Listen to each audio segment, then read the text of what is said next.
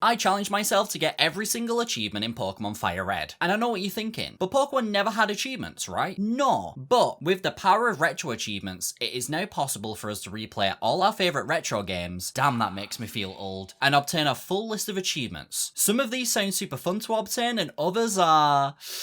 yeah. With a total of 61 achievements for us to grab, it's time to get started. Pokemon FireRed starts off like every other Pokemon game. Some weird old guy asking us some super personal questions, and even though he has a full working knowledge about the world of Pokemon, he doesn't even know his own grandson's name. So, say hello to Rizzy. We head downstairs to say goodbye to our mother. This game came out in 2004, which makes it 20 years old this year, which is funnily enough the last time I saw my own mother. Heading into the lab, we choose the best starter Pokemon, Squirtle, and challenge Rizzy to a battle. As you probably saw just then, when we chose Squirtle, a notification popped up saying 1 out of 170. Yes, one achievement in this game is to obtain every available Pokemon. Gotta catch them all, am I right?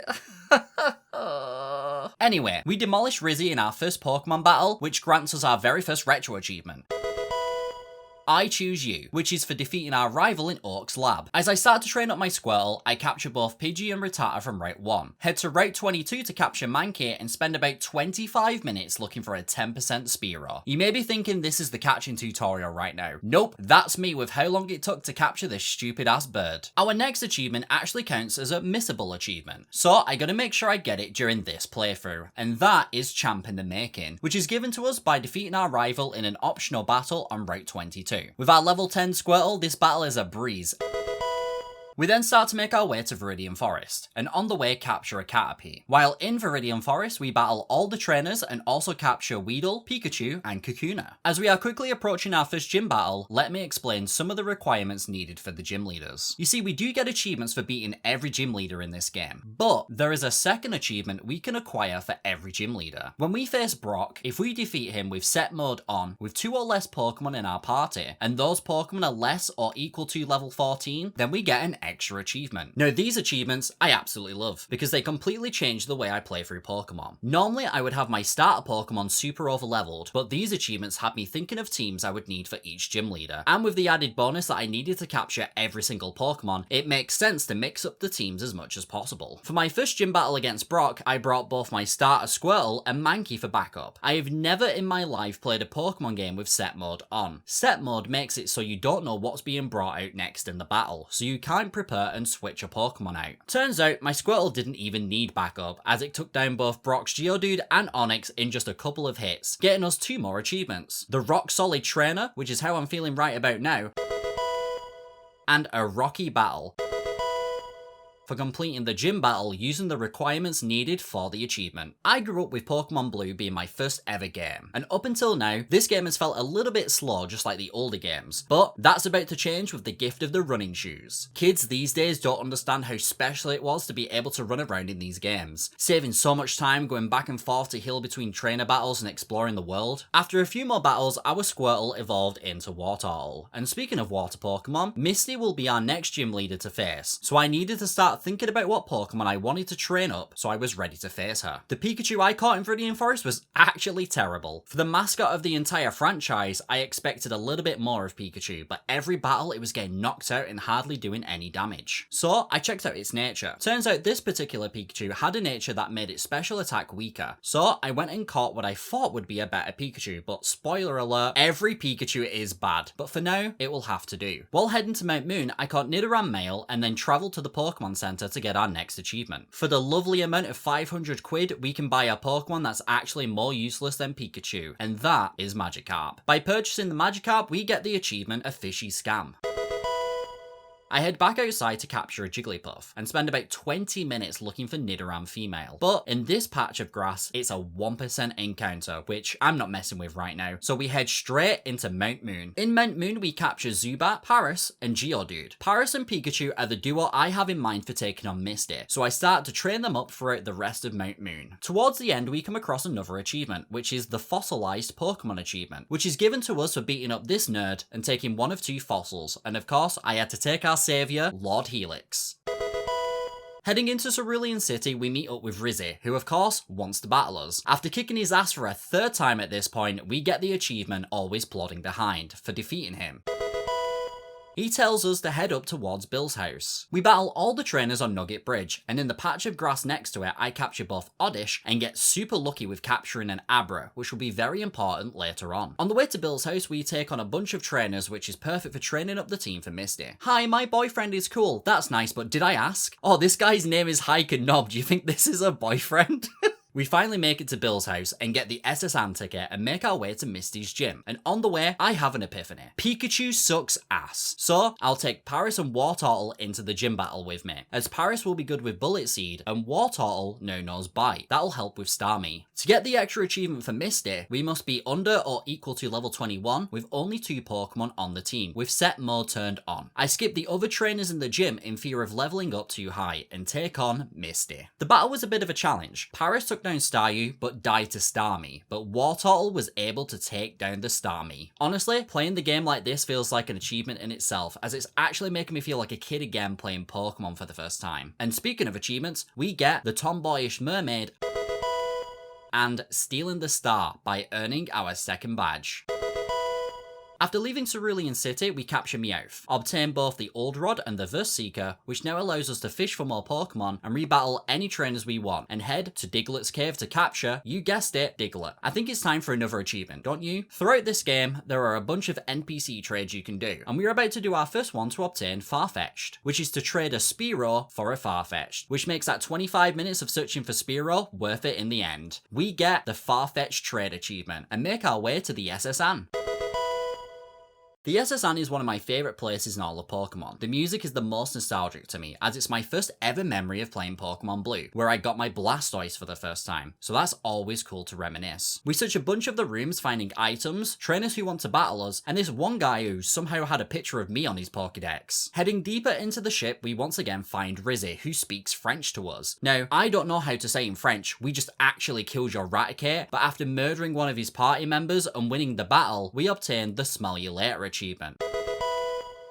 And head into the captain's quarters where we rub the captain's back. Alright, bit weird, but he gives us the HM for cut, meaning we can now take on the 3rd gym. For Lieutenant Surge, we needed to be level 24 or under, and only have 3 Pokemon on our team. I brought Paris so I could cut down the tree outside the gym, and also Diglett and Geodude to help with electric Pokemon. Usually, I struggle a lot with this gym puzzle, trying to find the 2 switches needed for opening up the door, but this time, I got it on my 2nd turn. Always made me laugh how this war hero and super strong gym leader was hiding behind a trash can puzzle from 10-year-olds. We absolutely demolish his team, granting us the achievements, the Lightning American, and dodging Thunderbolts. Heading to Route 11, we capture Drowsy, followed by Ekans. Make our way to Cerulean for a free bicycle, and ride to Rock Tunnel. We may as well just call it Brock Tunnel, because on my way through, I captured Onix, and my Geodude evolved into Graveler. We made it to the creepypasta town, known as Lavender Town, and went to pay our respects at Pokemon Tower. Lol, JK, Rizzy showed up and killed the whole vibe, but that's fine, because we defeated him and earned the achievement, Make Them Faint.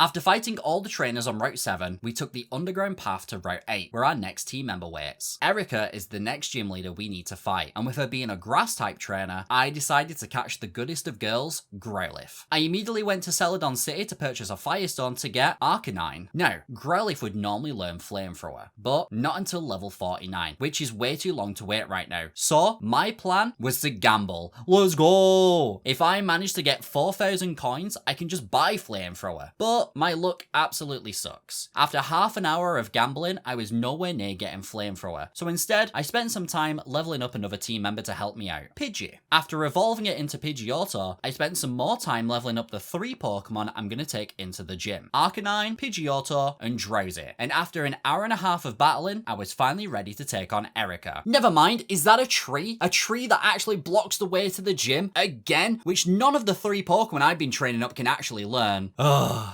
So, I dropped Drowsy and ended up bringing Paris. And now, I was finally ready to take on the entire gym of lady trainers. After defeating all the trainers and making a room full of women disappointed in me, which is an everyday occurrence for me, it was time to take on Erica. And honestly, I have no idea why I was so set on getting Flamethrower when Ember was good enough. Arcanine soloed her entire team, getting us the achievements, the nature-loving princess, and plants are no problem.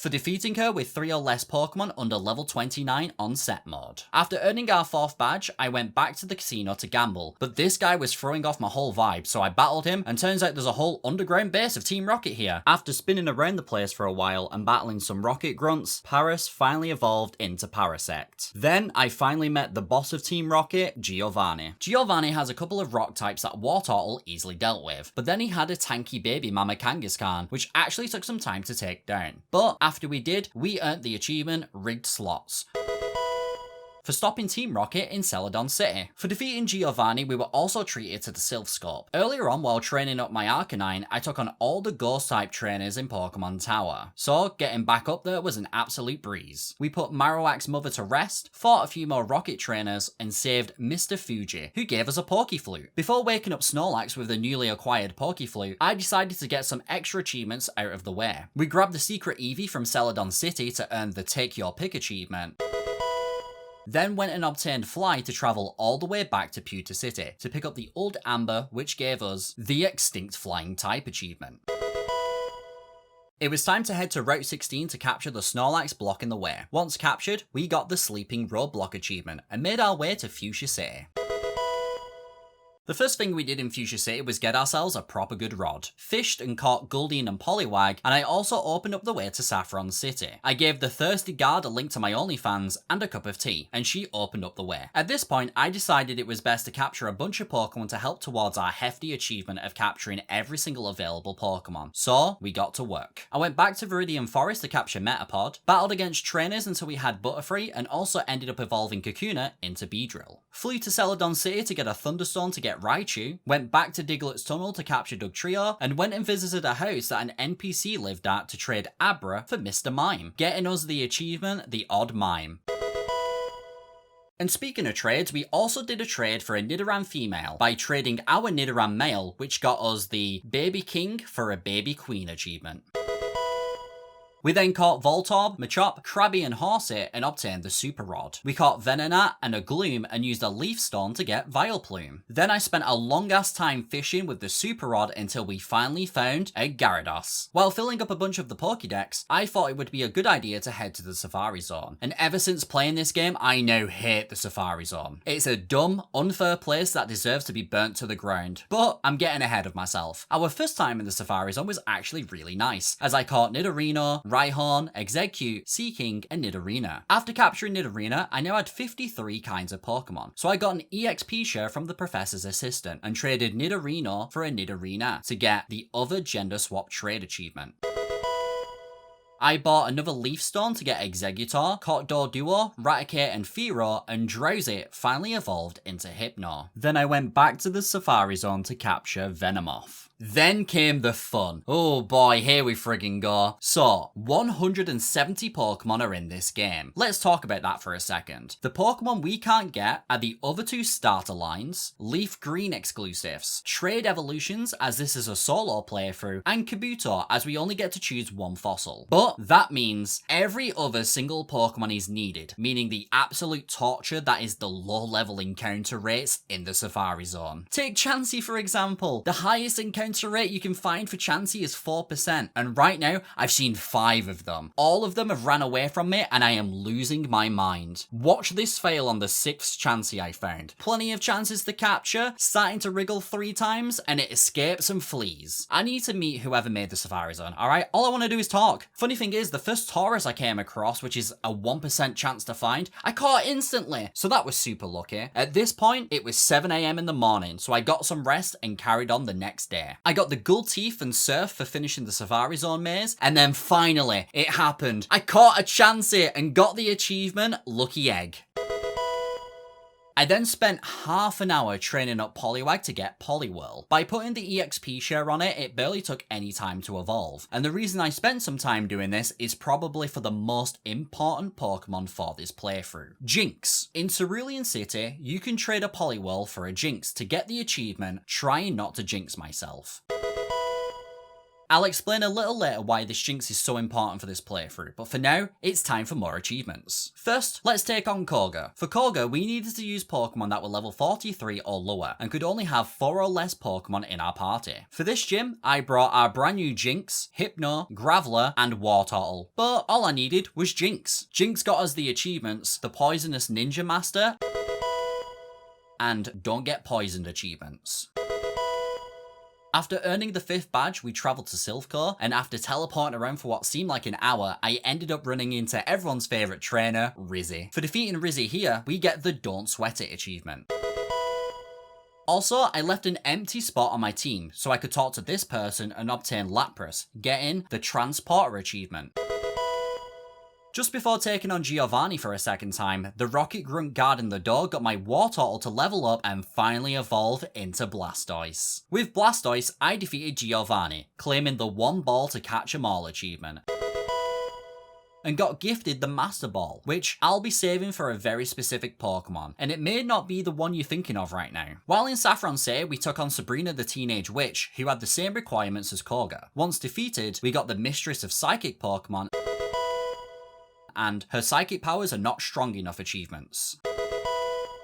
The last 2 badges claimed meant I can now use Surf and Strength whenever I want. And that reminds me, I never got Strength from Fuchsia City for grabbing the Gulti from the Safari Zone. So I went back to the Warden's house to grab HMO4. Now that we can Surf, it was time to claim some extra Pokemon. On the way to Cinnabar Island, we got Tentacool, Psyduck, Golbat, Seal, and resurrected both Omanyte and Aerodactyl. And then I had a horrible realization. You see, to be able to get all 170 Pokemon, I'm gonna have to do a lot of training later on down the line, with Pokemon like Omanyte who don't evolve until level 40, and others who take even longer. One way to do this would be to use the EXP share. You know that item you can only claim once in this game and never again? EXP share works different in this game compared to other Pokemon games. Only 1 Pokemon can hold the EXP share, instead of the whole team benefiting from it. So, why is this a problem? Well, my dumbass forgot to take the EXP share off of Poliwhirl before trading it for Jinx.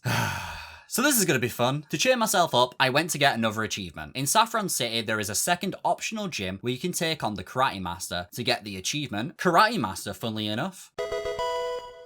Now, heading back to Lavender Town, let me introduce you to an old friend of mine. This is Hiker Trent, and he is responsible for helping me evolve a lot of Pokemon so far, including Carl the Psyduck here. All my Psyducks are always referred to as Carl. Anyway, using the Versika, get used to seeing a lot of battles against Trent, as he helps me in my Pokédex journey. After some more battles against him, I finally had Golduck. Heading back to Cinnabar Island, I was able to do 2 trades. Venonat for Tangela, which got me the Tangled Mess achievement, and then with our brand new Golduck, I was able to trade it for a Lickitung at Route 18 to obtain Long Lick of the Tongue achievement.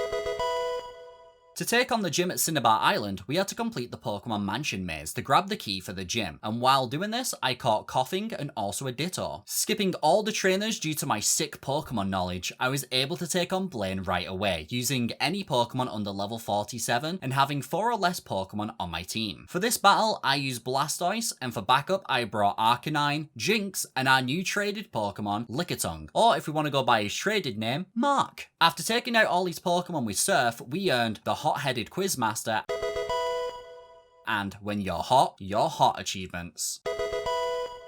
Now, this is where things get interesting. I've played Pokemon Blue since I was a kid, and I've done everything there is to do on Pokemon Let's Go Pikachu. But growing up, I never had a Game Boy Advance, so this is actually my first time playing Pokemon FireRed, and I've never had a chance to do all the extra content such as the Sevi Islands. So, after beating Blaine, we get the option to go with Bill to the Sevi Islands, and I took the opportunity. When we arrive, Bill Gates has to work on a computer as he always does, so he gives us the task to deliver a meteorite to a man on 2 Islands. Yes, that is the actual name of the island. At least these guys can't get lost. So, we travel to 2 Island and the man talks of his missing daughter and asks us to search for her. During this conversation, a biker interrupts us. We then travel to 3 Island and beat up a whole ass biker gang who are bullying some of the residents. After beating them up, we head into the berry forest and meet Lostel, who was kidnapped by a Hypno. We defeat the Hypno and bring her back home to get the achievement No Tears, Only Dreams.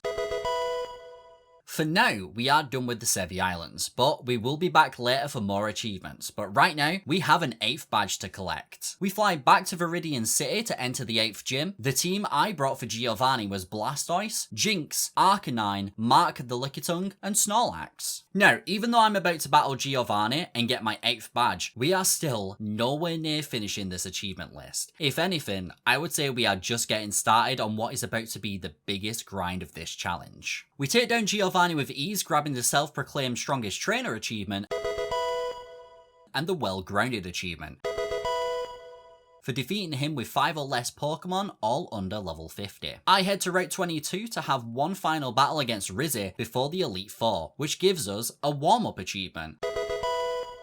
And then before going forward with the Elite Four, I decide it's time to make a bigger dent in the Pokédex achievement. First, we do a couple of Moonstone evolutions for Nidoqueen and Wigglytuff. Level up Pidgeotto to get a Pidgeot, capture both Gaslit and Cubone at Pokemon Tower, and get ourselves a Persian by evolving Meowth. Heading to Mount Moon, I spend 50 whole minutes looking for a single Clefairy. With it being a 1% encounter, it took ages to find, but we finally got it and gave it a Moonstone to get Clefable. We then fly back to the Safari Zone and manage to capture a Dratini and spend an hour looking and failing so many friggin' Cyphers. I can't state how much I hate both Cypher and the Safari Zone right now. It's not all doom and gloom though, as I managed to get a Nidorino to evolve into Nidoking. I got myself a Shelder and bought Water Stones to get both Cloyster and Poliwrath. I find Grimer at the Pokemon Mansion, and then it was time for another achievement. While going through the power plant, I capture Magnemite and Electabuzz, before having a showdown with the legendary Thunderbird, Zapdos. By capturing Zapdos, we get the Zapped achievement. After getting Zapdos, I surf to Seaform Island, capture a Dugong, complete the Boulder puzzle, and take on my favourite legendary bird, Articuno, getting the Frozen Solid achievement. After capturing 2 legendary birds, I was feeling lucky, so I went back to the Safari Zone and finally, Cypher! Cypher has been caught. I got super lucky with the final Safari Zone Pokemon as well, which was a Kangaskhan. Now, remember a while ago when I said this Jinx was going to be the most important Pokemon of the playthrough? Here is why. You see, after beating all the gym leaders, we only had a couple of missable achievements left to get. These are achievements we need to earn during our first playthrough of the game. Otherwise, I would have to play through the whole game again just to claim them. And here it is. The achievement I needed to earn was called Solo Mastery. This achievement is given for beating the first round Elite Four with only one Pokemon in your party, and Jinx will be that one Pokemon. So, why this Jinx? For starters, it's a traded Pokemon, and traded Pokemon earn boosted XP from battles, so it's much easier to level up. Psychic and Ice is a great typing in this game, and Jinx has an insane special attack. So, all I need to do now is build it into a sweeping machine, and here's the moveset we need. Psychic, which I grabbed from Saffron City, Calm Mind, which we got from Sabrina's gym battle, Lovely Kiss, which it already knew, and finally, Ice Beam. And how do we get Ice Beam? By getting 4,000 coins at the game corner. So, I grabbed an Amulet coin and trained up against Hiker Trent, earning 2,000 Pokecoins every time I defeated him. After earning 20,000 from Trent, I went to the game corner and bought as many coins as I could, which got my total to 3,800 from having some coins from earlier on. All I needed was one more big payout and Ice Beam would be mine, and after some playing, we got it! Jinx was almost ready to take on the Elite Four. Next, I needed some PP ups. With taking on the whole Elite Four on its own, Jinx would run out of moves, but by finding all the secret PP ups around the region of Kanto, I was able to boost the PP of both Psychic and Ice Beam. I finally travelled to Victory Road, showing off all my badges I had earned so far in my journey. Throughout Victory Road, we caught Marowak and Machoke and made it to the other side. But I still wasn't ready. Jinx was level 62, but it needed to be higher. So I went around Kanto looking for all the hidden rare candy spots, and by the time I was finished, Jinx was level 69. Nice. It was time to take on the Elite Four. I held my breath and walked in to fight Lorelei. Using Calm Mind, I beefed up my special attack and one-shot all of her Pokemon. One Elite Four down. For Bruno and Agatha, I didn't even need to use Calm Mind, as Jinx was super effective against all of their Pokemon. 2 and 3 down. One Calm Mind against Lance, and Jinx was good to go. What an insane Pokemon. Finally, finally, it was time for the man of the hour, Rizzy. Did Rizzy stand a chance against my Jinx? Did he have any secret Pokemon or special abilities that would stop the insane sweeping of Jinx? The answer is no. Jinx had gotten all the way to the Hall of Fame on its own, getting me the achievements, solo mastery, and the real champ won. Let's go. Wait, did that just say the real champ won? As in I have to do this again? Yes. Even though we had just finished the Elite Four and beat the game, we still had a ton more achievements to go. The grind never stops in Kanto. So I had a mini celebration, and by that I had some donuts and a monster, picked myself up and got ready for the rest of the achievement grind. It was time to head to the Sevi Islands. Like I said, I had never done any of the extra content over on the islands, and boy, did we still have a lot to do. I didn't even know that Moltres had been moved here into Mount Ember, but I scaled the mountain, fought the legendary Firebird, and claimed the Molten achievement. On the way down, I caught a Ponyta and got sent on a quest to find a Ruby and a Sapphire for this giant computer, so I was able to trade with trainers from Hoenn. I found the Ruby hidden deep within Mount Ember, being guarded by Team Rocket, and brought it back to the giant computer. I then got access to all the other islands. There are 7 islands. Sevi Islands! That makes sense now! Anyway, I showed up on 4 Island to help out Lorelei with some Rocket Grunts, which gave us the achievement Help in Hand. The Rocket Grunts claim to have a hidden base on 5 Island, so I quickly sailed over there, and on the way to the hideout we caught our very first Gen 2 Pokemon, Sentret and Hoppip. While exploring 5 Island, I surfed into a maze and caught a Tentacruel, and then came across a strange old man who gave us a Pokemon egg, giving us the achievement New and Exciting Things.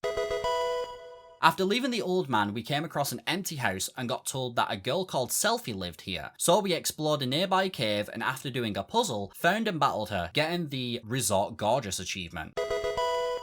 After returning Selfie home, I did some more exploration and found some ruins. After another puzzle, I had found the Sapphire, but it was stolen by this nerd, who went running off to the Team Rocket base. I now had both passwords after battling some grunts, so it was time to take on the Team Rocket base. After getting stuck on a simple spinning puzzle for half an hour, I made it to the end. I beat Team Rocket and got the Sapphire back, getting the Blasting Off Again achievement.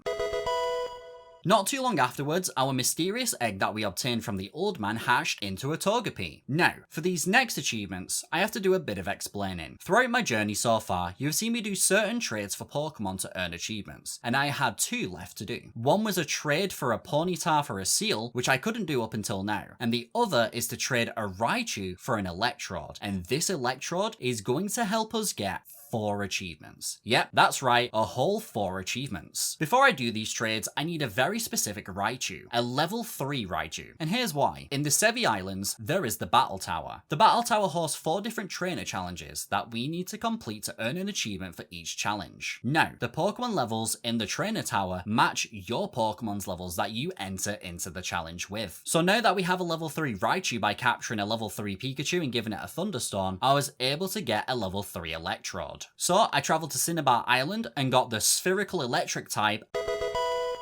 and just trying to seal the deal achievements.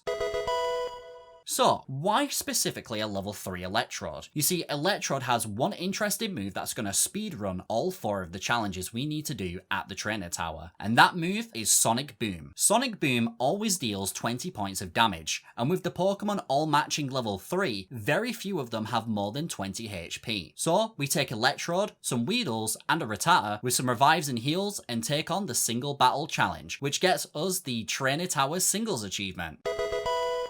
Each trainer challenge took about 15 to 25 minutes each, but after using the Electrode and help from the other team members, we got the other 3 achievements: Trainer Tower Doubles, Trainer Tower Knockout, and Trainer Tower Mixed.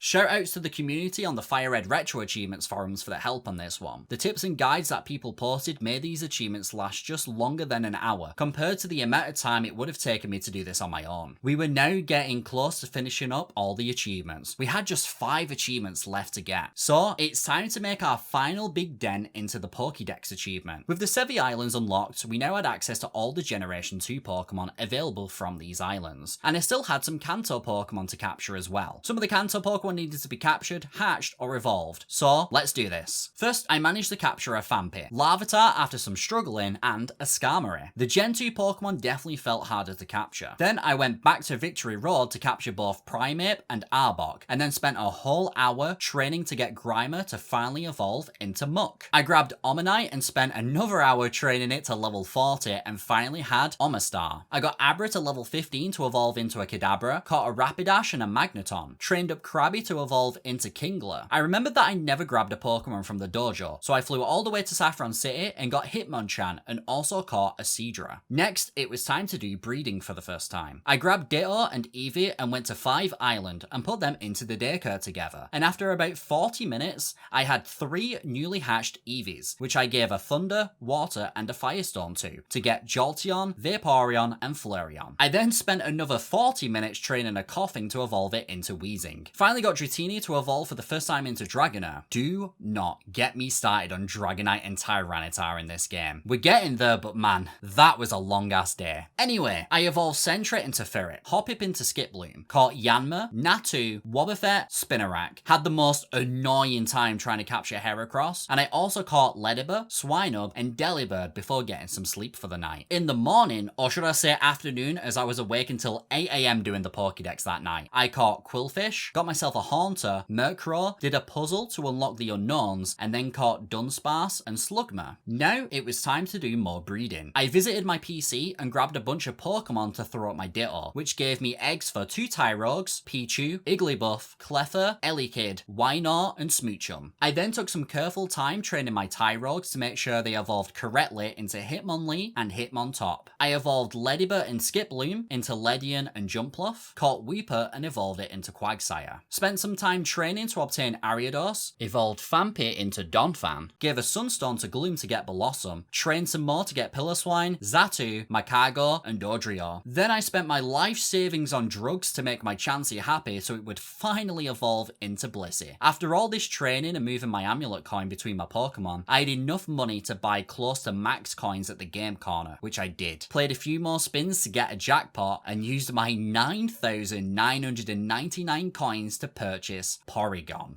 Almost there, guys, and here is the most grinding I've ever done in my life. I had 4 Pokemon to work on today, and boy, did they make sure to take the whole last day. First were the friendship evolutions for Torgetic and Crobat, which took about 2 hours. After evolving these guys and everything else from the past couple of days, my Jinx had actually reached level 100. That's insane. Now it was time for the big 2, Dragonite and Tyranitar. It took 5 hours to get Dragonair to finally evolve into Dragonite, and I've been using Dratini since I first got it whenever I could. Larvitar evolved into Pupitar, and after a few more hours, I finally had my Tyranitar. Please, please tell me I never have to do training ever again in my life. I had 3 Pokemon left to find, and this is where the Master Ball comes into play. You may be thinking I'm going to be saving the Master Ball for Mewtwo. Nope, because there is one Pokemon that needs it more. You see, once you beat the Elite Four for the first time in FireRed, one of the legendary beasts gets released into the wild in Kanto. Depending on the starter Pokemon you chose, that will determine the beast you get, and our beast was Raikou. I used a max repel and went between Viridian City and Route 2 until Raikou appeared, threw the Master Ball, and got the achievement, the Legendary Beasts.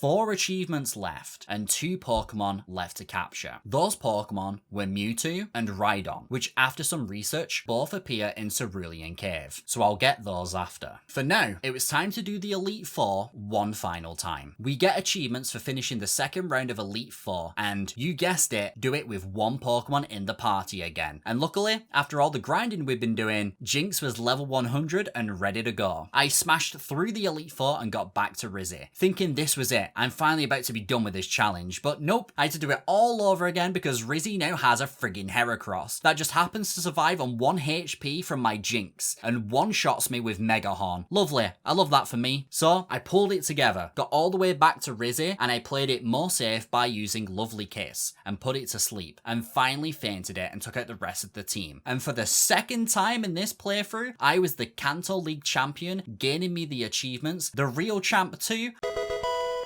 and the True Solo Master.